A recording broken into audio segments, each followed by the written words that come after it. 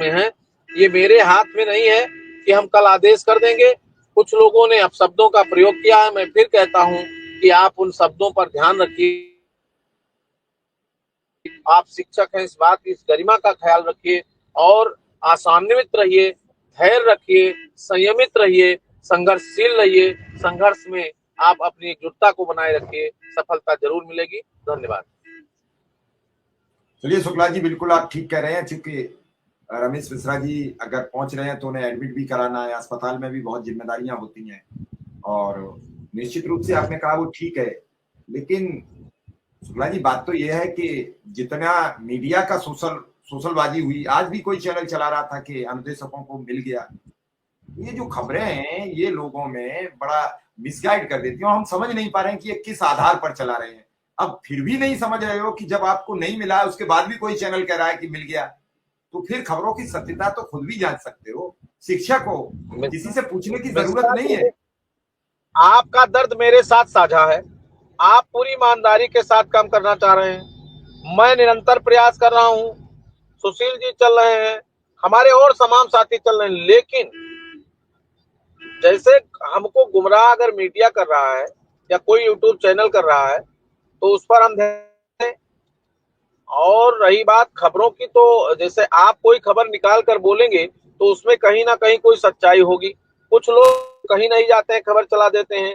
जैसे हिंदुस्तान की जो खबर छपी थी, आदरणीय तिवारी जी बहुत ही गंभीर, संवेदनशील और बहुत ही कर्तव्य जर्नलिस्ट हैं।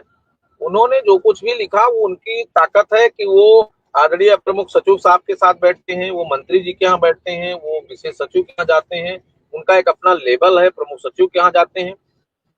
क्या खबरें थी उन्होंने लिखा, उसके लिए उनको धन्यवाद। कम से कम कोई मेरी बात को फोर्सली कहीं रखता है, वही बात को समाज में ले जाता है।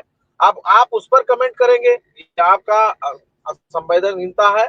और रही बात, जब तक हम लोग जैसे पैरवी हम कर रहे हैं, आप हमको सुनेंगे और अभी जो साल भर कोई गायब रहेगा वो आकर के बैठ के बोल देगा, आप उसको कमेंट मोहर लगा देंगे कि बस जिंदाबाद जिंदाबाद जिंदाबाद। तो ये धैर्य आप पालिए। हमारे तमाम लोग काम कर रहे हैं, मैं किसी की बुराई नहीं कर रहा हूं।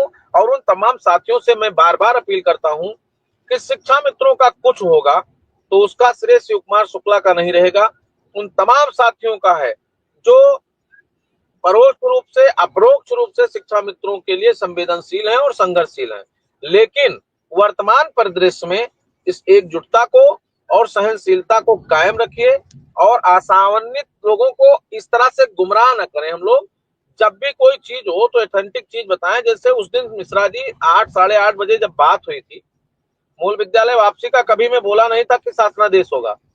और उस दिन भी हमारी आपकी बात हुई थी तो मैंने इतना कहा था कि शाम तक संभव है, हो सकता है, लेकिन जब तक दस्तखत नहीं हुआ तब तक हम लोग बोले नहीं।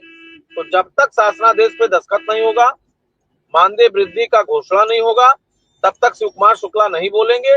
जिसको बोलना हो, जिसको लिखना हो वो लिखता रहे, लेकिन संघर्ष हमारी पूरी टीम निरंतर करती रहेगी। उसके लिए हमने सबकी साथियों को सजग कर रखा है, सारे लोग काम कर रहे हैं। अब उसमें सबकी अपनी अपनी काम करने की शैली और क्षमता अलग अलग है, उस हिसाब से लोग काम कर रहे हैं। इसलिए अब हमारी पहली प्राथमिकता तो अब है सीधे मिश्रा जी के जीवन रक्षा की, उस पर हम काम करेंगे।